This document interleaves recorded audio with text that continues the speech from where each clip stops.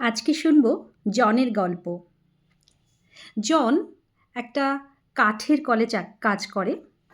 সে কাঠ কাটতে পারে, তার এটাই যোগ্যতা।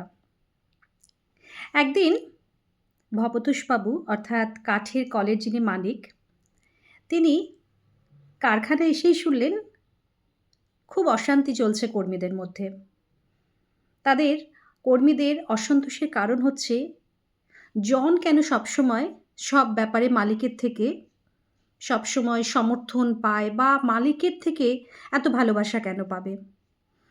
তাই শুনে ভবতোষবাবু বললেন তার অনেক কারণ আছে, কারণ জন তার বাবার আমল থেকে এই কারখানায় রয়েছে, বাবার তৈরি এই কারখানা, তো সেখানে তো একটা সেন্টিমেন্ট আছে। এছাড়া তার কাজের ধরন, তো এটা তো কর্মীদের সবাই বুঝতে চাইবে না। তো তখন ভবতোষবাবু বললেন ঠিক আছে, তাহলে এর একটা পরীক্ষা হয়ে যাক। তিনি কর্মীদের ডেকে বললেন তোমরা জানতে চাও তো জন কেন এত প্রাধান্য পায়? বেশ, তাহলে আজকে এই দলটাকে যারা লিড করছে অর্থাৎ মনোজ এবং জনের মধ্যেই একটা পরীক্ষা হবে। তারা দুজনেই জঙ্গলে যাবে এবং সারাদিনে কতটা কাঠ কাটছে দেখা যাবে এবং তার ভিত্তিতেই আমরা স্থির করব। যেমন ভাবা তেমন কাজ। দুজনেই সকালবেলা গেছে কাঠ কাটতে এবং ঘন্টা দুয়েক পরে মনোজ দেখছে জন কাঠ কাটা বন্ধ করে দিয়েছে। ওদিক থেকে আর কোনো আওয়াজ আসছে না।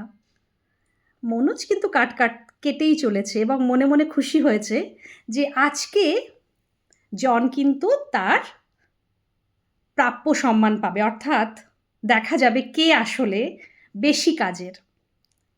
তো এবার এভাবে সারা দিনটাই 2 ঘন্টা অন্তর অন্তরই জনের কাঠ কাটা বন্ধ থাকছে প্রায় 10-15 মিনিটের জন্য। তারপরে সে আবার কাঠ কাটা শুরু করছে। দিনের শেষে যখন দেখা গেল যে জন কতটা কাঠ কেটেছে এবং মনোজ কতটা কাঠ কেটেছে, রেজাল্ট কিন্তু দেখা গেল জনের কাটা কাঠই বেশি।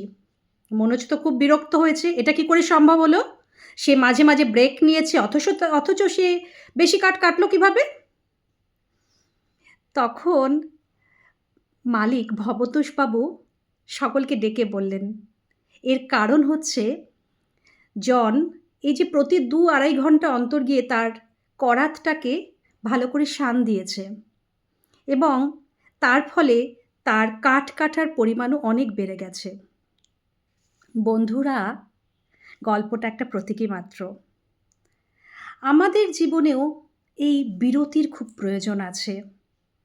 আমাদের অস্ত্র এখানে আমাদের বুদ্ধি, আমাদের মস্তিষ্ক, আমাদের শরীর মনকে কিন্তু একটা সময়ের পরে বিরতি দেওয়াটা খুব প্রয়োজন।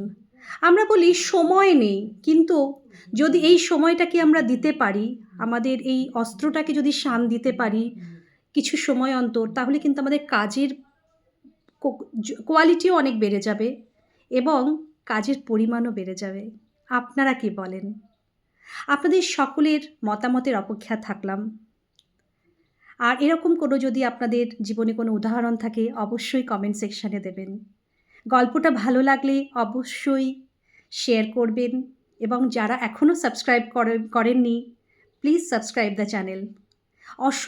অসংখ্য ধন্যবাদ সঙ্গে থাকার জন্য। নমস্কার।